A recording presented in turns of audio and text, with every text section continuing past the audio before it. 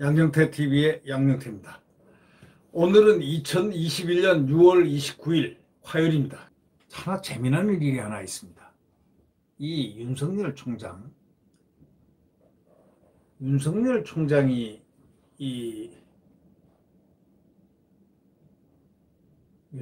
총장이 호남에서 20%를 훌쩍 넘었다고 이렇게 되어 있습니다. 그 이유가 뭘까요? 저는 그게 참 신기합니다. 이 문재인 정권의 지금 70%, 60%가 지금 호남에서 지지를 하고 있지 않습니까? 그리고 전부 다 이 문재인 정권은 호남 정권이라고 할 수가 있습니다. 문재인 정권은 호남 정권이 맞습니다. 문재인 대통령만 호남이 아니지 문재인 대통령이 호남 사람 이상으로 호남을 좋아합니다. 그러니까 임명하는 쪽쪽 보면 호남 사람들입니다. 대부분이. 군은 전부 다 거의 다가 수장들이 호남 인맥으로 많이 채웠었습니다. 지금까지 이렇게 보면 이 별을 갖다가 스타들 장성 진급시키고 장성들이 이렇게 주요 보직에 처하는 걸 보면은 대부분이 호남입니다. 여러분들 그거 어떻게 생각하십니까?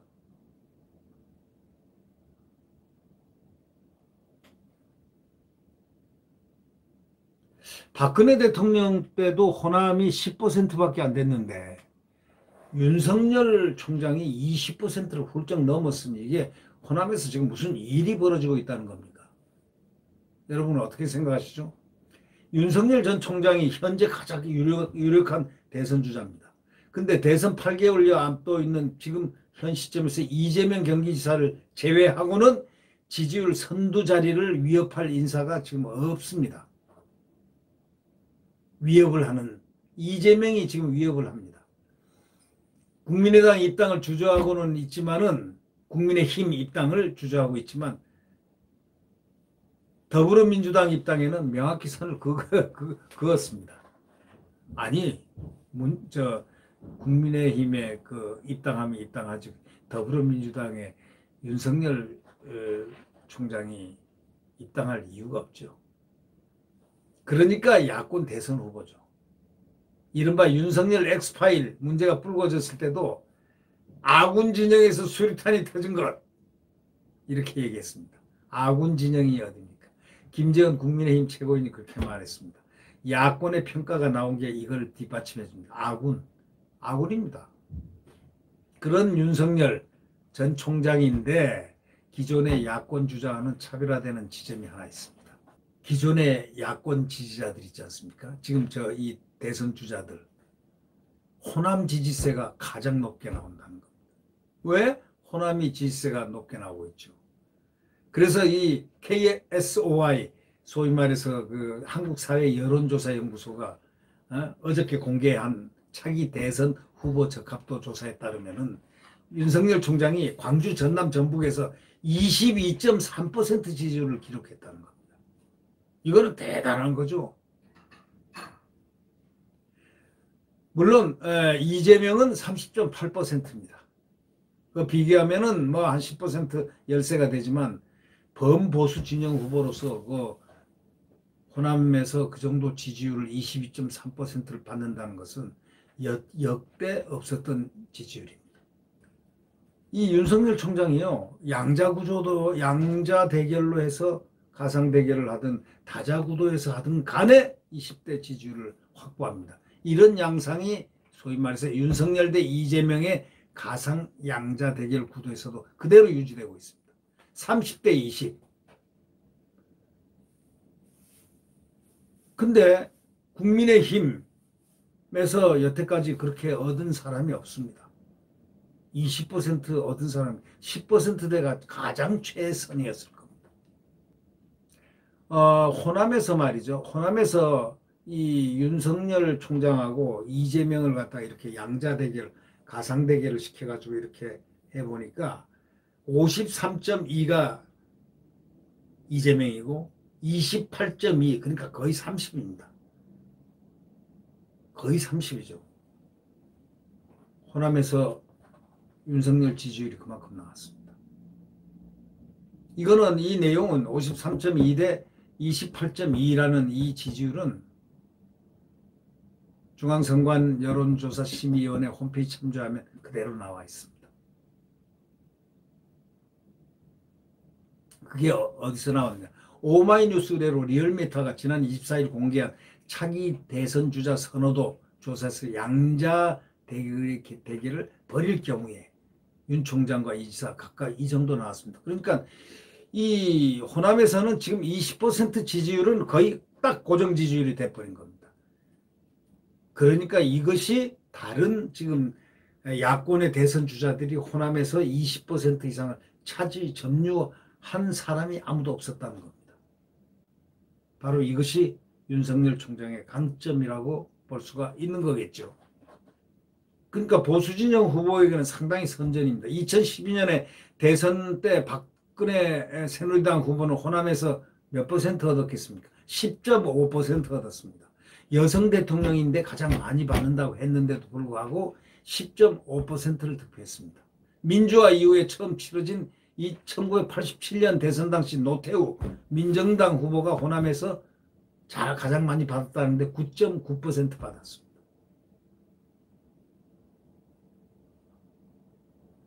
(10%가) 마의 벽으로 되어 있습니다. 호남의 마의 벽. 그러면 호남의 마의 벽은 벌써 윤석열 총장은 넘었다 이렇게 된 겁니다. 결국 이 호남에서 윤 전 총장이 때로는 30% 육박하는 지지율을 보이고 있다는 경우도 있습니다. 근데 이게 어떻게 이런 의미 있는 결과가 나올까? 그게 좀 이상하지 않습니까? 그래서 그 여론조사 분석하는 KSOI 그 소위 여론조사 연구소 소장은 이렇게 얘기합니다. 광주와 전북, 전남을 모두 합하면 일정 부분 의미를 부여할 수 있는 표본 크기라면서 한두 주가 아니라 조사의 절반가량에서 호남 지역 지지율 20%를 오르내리는 것은 국민의힘 계열 정치인에게는 없었던 현상이다 이렇게 나왔습니다. 결국 윤석열 전 총장이 기존 국민의힘 계열 정치인과는 조금 다른 어떤 DNA를 갖고 있다. 호남 사람들이 그렇게 여기고 있는 겁니다. DNA가 좀 뭔가 다르다. 이런 방증 아니겠느냐 이렇게 말합니다. 배종찬 인사이트 K 연구소장은 호남 보수층이 윤 전 총장에 쏠려 있는 데다가 여권의 호남 절대 강자가 없는 바로 그 영향이 미쳤을 것이다. 그러고 따지고 보면 여권에 절대 강자가 없습니다. 아니 여권에 호남 절대 강자가 있습니까? 다 사라졌지 않습니까? 사라진 별들. 자, 누구? 이낙연 완전히 그냥 10%대로 완전히 구부러졌죠. 대세론 유지하다가 한번 구부러지면 올라가기 아주 힘듭니다.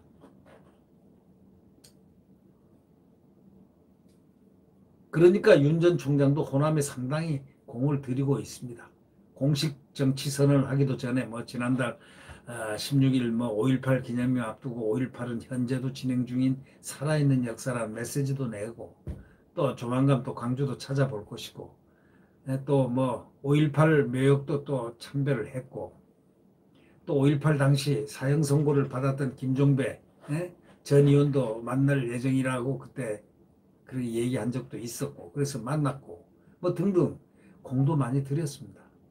정치권에서는 또 윤 전 총장이 서울법대 재학 시절에 모의 재판에서 전두환 당시 대통령에게 사형을 구형한 그런 일이 자주 입에 오르내린다는 겁니다. 서울법대 재학 시절에 말이죠. 전두환 당시 대통령에게 학생 모의 재판이죠. 학생들이 검사가 되고 판사가 되고 재판장이 되고 변호사가 되고 하는 그런 모의 재판에서 검사로 분한 윤석열 서울법대생이 전두환 대통령을 분한 그 피고에게 사형을 구형했다는 겁니다. 그것도 해자된다는 겁니다. 호남 지지세 유지를 위해서 국민의힘 입당을 그래서 주저하지 않느냐라는 분석도 있지만 그건 그렇지 않은 것 같습니다. 이 국민의힘에 입당했을 경우에 어떤 트릭에 빠지지 않을까, 그런 의식이 일부 그 측근들 아닌 그를 지지하는 사람들 속에서 그런 생각들이 얘기하는 표현되는 경우도 있습니다. 왜냐하면 신뢰를 지금 국민의힘에서 완전히 주지를 못하고 있다는 것은 뭐냐, 버스론입니다. 또 김종인 대선 주자론입니다. 대선 선대위원장 임명하겠다고 얘기하는 것.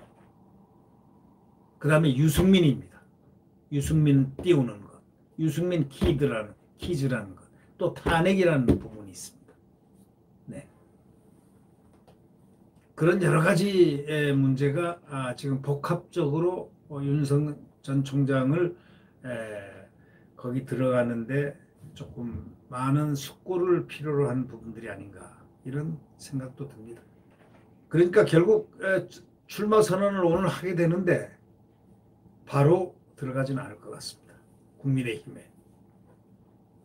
그중 하나가 호남에서 지지율 유지도 꼽아야 되고, 그래서 오승용 킹핀 정책 리서치 대표가 KBS 광주 충북 출발 무등의 아침 라디오 프로그램에서 이렇게 얘기했다는 겁니다.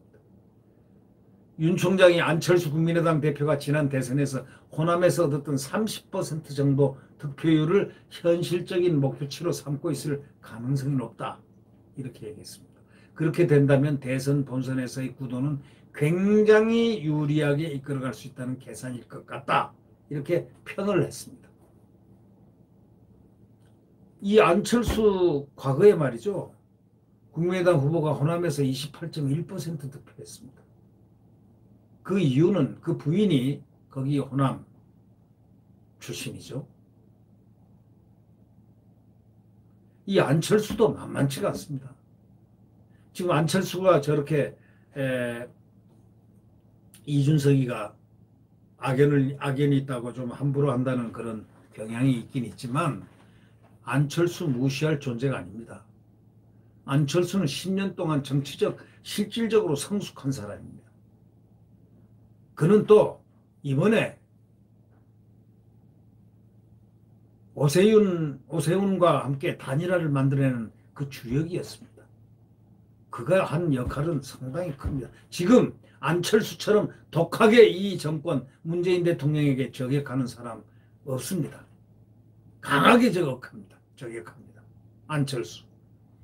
안철수가 어느새 투사가 됐습니다. 투사. 이 윤 전 총장이 현실적으로 끝까지 국민의힘과 거리를 둘 수는 없다는 그런 얘기도 나옵니다. 현실적으로는 끝까지 국민의힘과 거리를 둘 수는 없다는 게 뭐 중론이지만 직접 입당이든 야권 후보 단일화든 결국에는 야권 단일 후보로 나서야 승산이 있다는 관측이 지배적이기 때문에 결국은 입당을 하더라도 좀 늦게 하지 않을까, 뭐 그런 느낌이 듭니다. 윤 전 총장의 호남 지지율이 계속 유지될지가 관건인데 국민의힘에 들어가는 순간 정치권의 전망은 엇갈리기도 합니다. 그 배종찬 그 인사이트 거기 소장은 결국 대선은 양자 구도가 치러질 가능성이 크고 그렇게 되면 호남 여론은 어느 한 후보에 쏠릴 가능성이 있는데 현재 여론조사에서 나오는 윤 전 총장의 호남 지지율이 그대로 유지되기는 그렇게 쉽지 않다, 이런 전망을 내리고 있습니다. 호남 결국에는 여권에 쏠린다, 그런 의견이 지배적인 반면에 윤석열 하기 나름 아닐까, 이런 여론이 지금 있습니다. 이 호남이 미묘합니다. 지금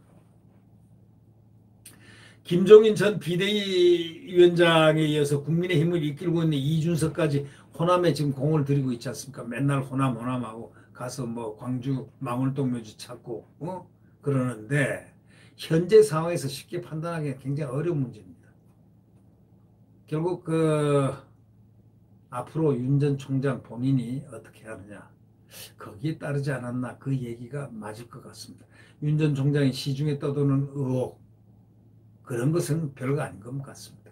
그런 검증은 빨리 지나갈수록 이제 좋게 될 것이고, 결국 앞으로 윤 전 총장이 호남과의 관계 설정을 어떻게 하고 지금처럼 똑같은 그런 것을 페이스를 밟는다면 그거는 뭐 무리하게 깨지진 않지 않겠느냐, 이런 얘기입니다. 네.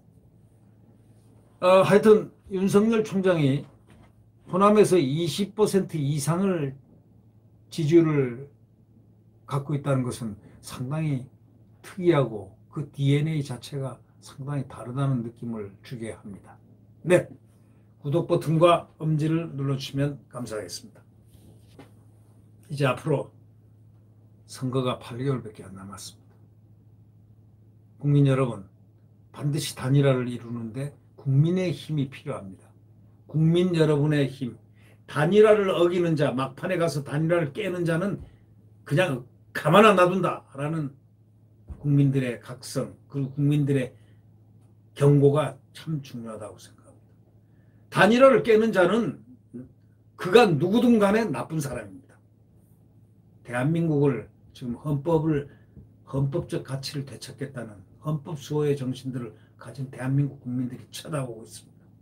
자, 정권 교체 가장 중요한 이 시대의 시대 정신입니다.